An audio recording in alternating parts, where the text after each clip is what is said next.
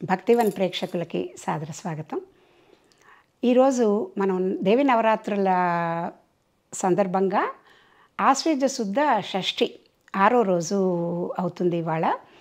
ఆశ్వయుజ శుద్ధ షష్ఠి రోజు మనం రోజు అనుకుంటున్నట్టుగానే నవదుర్గల రూపంలో శ్రీశైలంలో కొలిచేటప్పుడేమో కాత్యాయని అమ్మవారుగా కొలుస్తారు.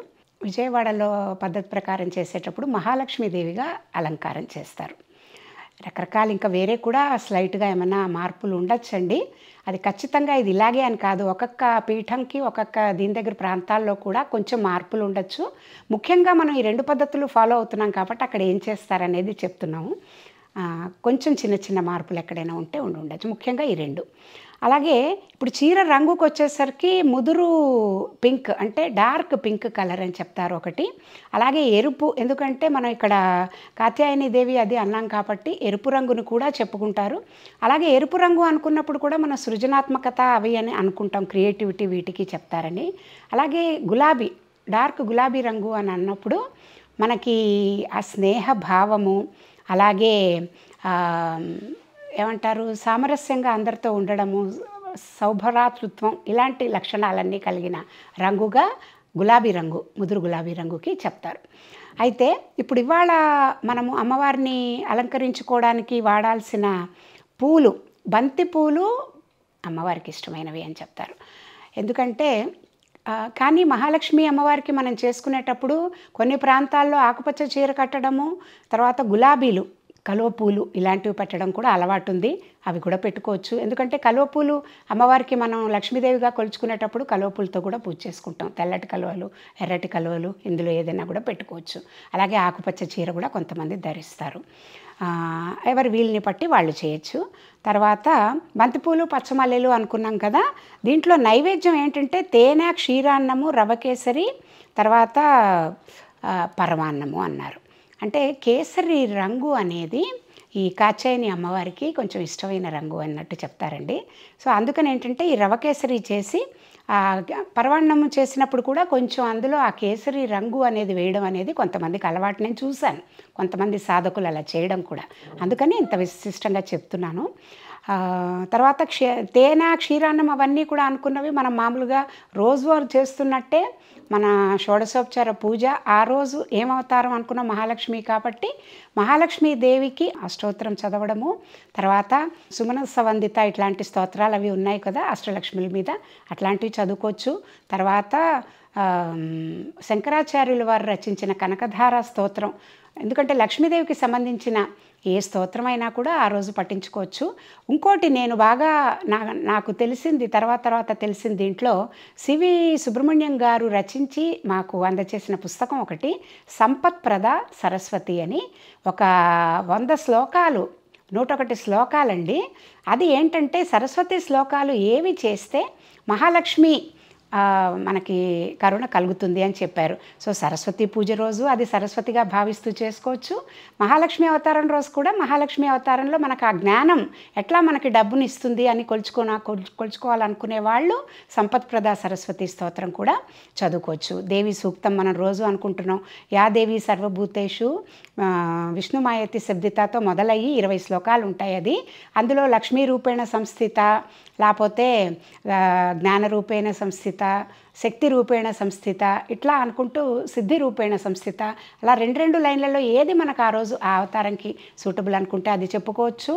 లేదు మొత్తం శ్లోకం కూడా రోజు చదువుకోవచ్చు. దేవి భాగవతము మనం రోజు అనుకుంటున్నాము, దేవి భాగవతం పారాయణ చేసుకోవడం, ఖడ్గమాల చదువుకోవడము, ఇట్లాంటివన్నీ కూడా మన టైము, వీలు, మనకి ఉన్న ఆసక్తి, అంటే జ్ఞానపరంగా మనం అమ్మవారి గురించి ఇంత విజ్ఞానం ఉన్న అమ్మవారి గురించి, ఇంత చేస్తున్న అమ్మవారి గురించి ఎట్లా తెలుసుకుంటే బాగుంటుంది అంటే 3 రకాల శక్తులుగా మనం చెప్పుకున్నాం కదా, దుర్గా, లక్ష్మీ, సరస్వతి అని. దుర్గగా ఉన్నప్పుడు ఆవిడ చేస్తున్న ఒక యోధగా ఆవిడ చేస్తున్న పనులేమిటి, లక్ష్మిగా ఉన్నప్పుడు ఆవిడిస్తున్న కరుణతో అష్టైశ్వర్యాలు, ఐశ్వర్యప్రదాయినిగా ఎట్లా అవుతుంది, తర్వాత సరస్వతిగా ఉన్నప్పుడు జ్ఞానప్రదాయినిగా ఎట్లా మనకి జ్ఞానం ఇస్తుందని. సో అలా సరస్వతిగా కొలుస్తున్నప్పుడు మనం జ్ఞానం ఎటువైపు నుంచి వచ్చినా అమ్మవారికి సంబంధించిన జ్ఞానాన్ని మనం స్వీకరిస్తాం కాబట్టి అట్లా కొలుచుకోవడం కూడా ఉంది. మన ఓపిక, మనకి దాని మీద ఉండే జిజ్ఞాస, దాన్ని బట్టి ఎంతైనా చదువుకోవచ్చు. అలాగే షోడశోపచార పూజ అయ్యాక నైవేద్యాలు అవన్నీ ఇందాక మనం చెప్పుకున్న నైవేద్యాలన్నీ కూడా పెట్టుకుని ఆ తర్వాత పారాయణలు అవి చేసుకుని ఆ రోజుకి పూజ ముగించుకుంటాం. నవదుర్గల్లో భాగంగా 6వ అవతారమైన కాత్యాయని దేవి అవతారం ఇవ్వాలనుకున్నాం కదా. మొదటగా మనం కాత్యాయని అమ్మవారి గురించి కొంచెం చెప్పుకుందాం. ఈవిడ కాత్యాయని అమ్మవారి ఆవిర్భావం గురించి చెప్తూ ఏం చెప్పారంటే, కాత్యాయనుడు అనే ముని ఒకసారి ఆయన తపస్సు చేసినప్పుడు ఆయనకి లక్ష్మీదేవి అమ్మవారు పార్వతీదేవి ఆయనకి కూతురుగా పుడితే బాగుంటుందనే కోరికతో ఆయన తపస్సు చేశారట. బ్రహ్మ విష్ణు మహేశ్వరులు ఆయనకి వరం ఇస్తూ తప్పకుండా మా శక్తితో ఉన్న అమ్మవారు నీకు కూతురుగా పుడుతుంది అని చెప్పారని, తర్వాత ఆయన తపస్సు చేసుకుంటున్నప్పుడు నది దగ్గర ఒక చిన్న పాప రూపంలో ఒక చిన్న పాపగా ఆ అమ్మాయి అక్కడ కనపడిందని, ఆవిడ కాత్యాయనుడి కూతురుగా ఆయన చూసి పెంచుకున్నారు కాబట్టి ఆవిడకి కాత్యాయని అని పేరు పెట్టారని, అలాగా మనకి పురాణాల్లో కథ కాత్యాయని అమ్మవారి ఆవిర్భావం. ఈవిడ ఏంటంటే మహిషాసుర మర్దినిని చంపడం కోసం అని చెప్పేసి వచ్చిన అవతారాల్లో 6వ రోజు అవతారంగా ఈవిడ్ని చెప్తారు. చాలా శక్తివంతమైన అవతారం ఇది. ఆవిడ రూపం అదంతా కూడా ఎన్ని చేతులు 3 కళ్ళు అన్నీ ఉన్నాయి. నకారాత్మక శక్తిని బాగా ఆవిడ తొలగిస్తారని, ప్రకృతి వైపరీత్యాలు ఇలాంటివన్నీ ఏమైనా ఉన్నా కూడా వాటిని అన్నిటినీ తొలగించే శక్తి అంటే అంత శక్తిమంతురాలు ఆవిడ అని చెప్తారు. అలాగే కాత్యాయని అమ్మవారి గురించి మనం తలుచుకున్నప్పుడు కూడా భాగవతంలో కూడా ప్రస్తావన వస్తుంది. ఎప్పుడు శ్రీకృష్ణుడు మన గోపికలు వీళ్ళందరూ ఉన్నప్పుడు కూడా శ్రీకృష్ణుడిని భర్తగా పొందడానికి అని చెప్పేసి కాత్యాయని వ్రతం చేశారు అని చెప్తారు. అలాగే చాలామంది కూడా ఏం చేస్తారంటే కాత్యాయని అమ్మవారిని ఈ నవరాత్రుల్లో పూజించేందుకు పెద్దవాళ్ళు తల్లిలు ఏం చేస్తారు, పెళ్లి కాని ఆడపిల్లలకి కాత్యాయని వ్రతం అంటే అంత పెద్దగా అలా వ్రతంలాగా చేసినా చేయకపోయినా కాత్యాయని అమ్మవారిని ప్రార్థించి ఆవిడకి ఒక శ్లోకం ఉంది. ఆ శ్లోకం చదువుకుని కాత్యాయని మహాభాగే మహాయోగిన్యదీశ్వరి నందగోప సుతాదేవి పతిమ్మే కురుమే మమహ అని, అంటే నా కోసం నాకు పతిగా కృష్ణుణ్ణి నాకు తీసుకుని వచ్చి ఇవ్వు, మంచి భర్తని ఇవ్వు అని పఠిస్తూ ఒక శ్లోకం ఉంటుంది. ఆ శ్లోకాన్ని పఠిస్తూ కాత్యాయని శ్లోకాన్ని పెళ్ళికాని పిల్లలు కనుక పూజ చేస్తే తనకి చక్కటి అంటే మనం అనుకునే హీరోల్లో చూసుకునే అందము అట్లాంటి వాటి గురించి ప్రస్తావన చేయలేదండి. స్నేహభావంతో చక్కగా ఆదరణగా బాగా బాధ్యతగా మంచి క్యారెక్టర్ కలిగిన భర్త లభిస్తాడు అని, యోగ్యుడైన భర్త లభిస్తాడు అని చెప్పేసి నమ్మకము. అలాగే మనము ఈ కాత్యాయని అమ్మవారి ఈ పెళ్లి కాని అమ్మాయిలు అని అనలేదు, అబ్బాయిలైనా అమ్మాయిలైనా ఎవరికైనా కూడా వచ్చే భార్య కానీ భర్త కానీ ధర్మంగా ఉండాలి, తర్వాత తనకి చేదోడు వాదోడుగా ఉండాలి, స్నేహితురాల్లాగా స్నేహితుడిగా ఉండాలి అని అనుకునే మంచి భర్త మంచి భార్య కోరుకునే ఎవరైనా కూడా కాత్యాయని అమ్మవారిని మంచి పార్ట్నర్ కోసం ప్రార్థిస్తే ఆవిడ అనుగ్రహిస్తుంది అని చెప్పేసి ఒక నమ్మకం. అలాగే అమ్మవారు కూడా మహిషాసుర మర్దిని దీంట్లో కూడా సంహరించడం జరిగింది. ఆవిడ 3 కళ్ళు 18 చేతులతో, ఒక చేత్తోనేమో తామర పువ్వు, ఒక చేత్తో కత్తి పట్టుకుని దర్శనమిస్తారట. ఆవిడ రూపాన్ని గురించి చెప్తూ చెప్పారనమాట. కాత్యాయని దేవి రూపం గురించి చెప్తూ చెప్పారు. ఇట్లా కాత్యాయని అమ్మవారి గురించి మనం కొంత మాట్లాడుకున్నాం. కాత్యాయని అవతారం గురించి చెప్పుకున్నప్పుడు ఆవిడకున్న వేరే పేర్లు ఉమా, గౌరీ, కాళీ, హైమవతి, ఈశ్వరి అట. ఈవిడ్ని వివాహంలో మనం చెప్పుకున్నాం, పెళ్ళికాని పిల్లలు అబ్బాయిలు అమ్మాయిలు ఆవిడ్ని ప్రార్థిస్తే వివాహం అవుతుందని. అలాగే చరిత్రలో పురాణాల్లో చూస్తే గనక ఏ దేవతలు కాత్యాయని అమ్మవారిని ప్రార్థించారు అని అంటే గనక మనము సీత, రాధ, రుక్మిణి ఇలా చరిత్రలో చూస్తే రుక్మిణి కళ్యాణం ముందు కూడా ఆవిడ కాత్యాయని వ్రతం చేయడం అని చెప్పి ఆ బ్రాహ్మణ్ణి తీసుకుని గుడికి వెళ్ళారని, అక్కడికి మళ్ళీ కృష్ణుడు వచ్చి ఆవిడ్ని అక్కడి నుంచి కూడా తీసుకుని వచ్చి వివాహం చేసుకున్నాడని ఇవన్నీ మనం చదివాం భాగవతం అవి చదువుతున్నప్పుడు. అట్లా కాత్యాయని అమ్మవారి మహత్తు తెలిసిన దేవతలు కూడా రాధ, రుక్మిణి వీళ్ళందరి గురించి మనం చెప్పుకున్నట్టు ఆవిడ వ్రతం చేసి ఆవిడ్ని పూజించే వాళ్ళు వివాహానికి సిద్ధమయ్యారనమాట. మహాలక్ష్మి అవతారం ఇవాళ మనకి కాత్యాయని అవతారంతో పాటుగా మహాలక్ష్మి అవతారం కూడా ఇవాళ వేస్తారు కాబట్టి అసలు మహాలక్ష్మి అంటే ఏమిటి మనకి తెలిసిన దీంట్లో మహాలక్ష్మి పాలసముద్రం నుంచి పుట్టిందని, అంటే మనకి దేవతలు దానవులు క్షీరసాగర మదనం చేస్తున్నప్పుడు అందులోంచి చాలా వస్తువులు మనకు ప్రపంచానికి మానవాళికి ఉపయోగకరమైనవి చాలా వచ్చాయి.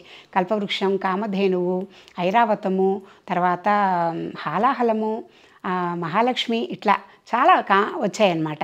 అయితే లక్ష్మీదేవి మట్టుకు ఆవిడ బయటికి రాగానే చాలామంది దేవతలు ఆవిడని వివాహం చేసుకోవాలి అని చెప్పేసి వాళ్ళు ఉత్సాహపడ్డారట. కానీ మహాలక్ష్మి మటుకు పుడుతూనే ఆవిడ ఏమనుకుందంటే విష్ణుమూర్తికి భార్య అవ్వాలి అని కోరుకున్నది. విష్ణుమూర్తిని వరించి ఆవిడ వివాహం చేసుకోవడం జరిగింది. ఇందులో మనం అర్థం చేసుకోవాల్సింది ఏంటంటే విష్ణువు మనకి 3 త్రిమూర్తుల్లో మనం చెప్పుకున్నప్పుడు సస్టెనెన్స్కి అంటే కంటిన్యూస్గా మనకి వరల్డ్ అంతా నడుస్తూ ఉండడానికి మనకి విష్ణుమూర్తి ఇన్ఛార్జ్ అని మనం చెప్పుకున్నాం. ఆ పరాశక్తి ఇచ్చిన 3 అవతారాల్లో కూడా విష్ణుమూర్తిని ఆవిడ సస్టెనెన్స్ కోసం పెట్టారు. సో సస్టైన్ చేయడానికి కావాల్సిన ఎనర్జీ ఏదైతే ఉందో అది లక్ష్మీదేవి. అంటే ఏమిటి, 8 రకాల లక్ష్మిల్ని చెప్పారు. మనం అనుకునే ధనలక్ష్మి అనేది అందులో ఒక భాగం మాత్రమే. కరెన్సీని ఒక్కటే మనం లక్ష్మీదేవిలాగా చూస్తున్నాం. అలా కాకుండా ఆరోగ్యం అంటే ఇప్పుడు మనకి సంతానము, ధైర్యలక్ష్మి, విజయలక్ష్మి, తర్వాత గజలక్ష్మి, వీర్యలక్ష్మి, సంతానలక్ష్మి, తర్వాత ఆదిలక్ష్మితో మొదలు ఇట్లా అన్ని రకాల లక్ష్మిలు ఏ ఎనర్జీ అయితే మనకు కావాలో అవన్నీ కూడా ధాన్యలక్ష్మి. ఇప్పుడు డబ్బు ఉంది, తినడానికి తిండి లేకపోతే ఉపయోగమే ఉంది కాబట్టి ఆ ధాన్యం కూడా ఇచ్చేది ఆవిడే లక్ష్మీదేవి అని చెప్పి చెప్తారు.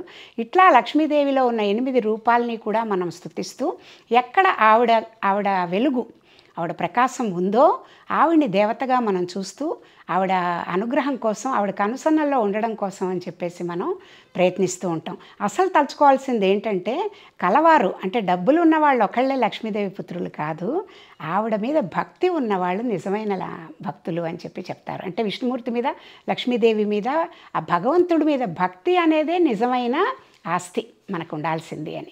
ఆ ఆస్తి ఎవరి దగ్గర అయితే ఉందో వాళ్ళని ఎప్పుడూ ఆవిడ కరుణిస్తూనే ఉంటుంది. విష్ణుమూర్తి కృష్ణుడు అవతారంలో ఉన్నప్పుడు ఎట్లా ఉద్ధరించారు ఆయన అనేది ఇవన్నీ మనం పురాణాల్లో చదివాను, తెలుసుకున్నాం. చాలా బీదవాళ్ళని కూడా, ఏమీ లేదనుకున్న వాళ్ళని కూడా ఒక్క క్షణంలో ఎంత గొప్పవాళ్ళని చేసేస్తారు.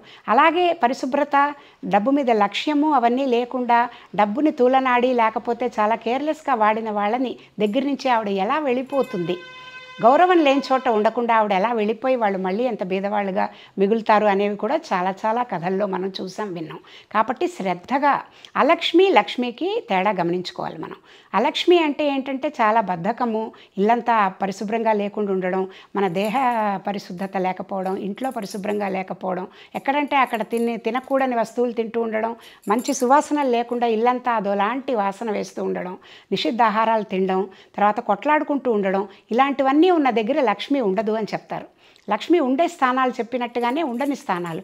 అలక్ష్మి మనకొద్దు, లక్ష్మి కావాలి అనుకున్న వాళ్ళు లక్ష్మీదేవికి ప్రియమైనవి ఏంటో అలాంటివన్నీ చేస్తూ ఉంటే కనుక లక్ష్మి ఎప్పుడూ వాళ్ళతోనే ఉంటుంది అని. సో మహాలక్ష్మిని ప్రార్థిస్తూ ఈ 6వ రోజైన దసరాల్లో 6వ రోజు మనము మహాలక్ష్మి అవతారంగా వేసినప్పుడు ఆవిడికి చేసే పూజలు అవన్నీ కూడా చేస్తూ మళ్ళీ కొబ్బరికాయ నివేదన అవన్నీ చెప్పుకున్నాం. మహాలక్ష్మి అష్టకాలు అవి చదవడం, పొద్దున పూజ పూర్తి చేశాక దేవి భాగవతం అన్నీ చదువుకున్నాక సాయంత్రం మళ్ళీ నివేదన అన్నీ చేసి పాటలు, లక్ష్మీదేవి మీద పాటలు, భజనలు అవన్నీ ఏమున్నాయో కీర్తన అనుకున్నాం కదా.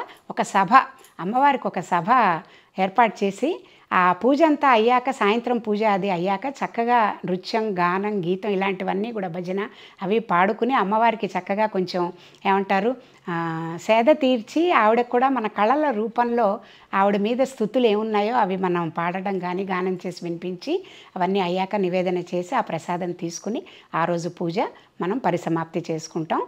7వ రోజు అవతారంతో మళ్ళీ రేపు పునర్దర్శనం. స్వస్తి.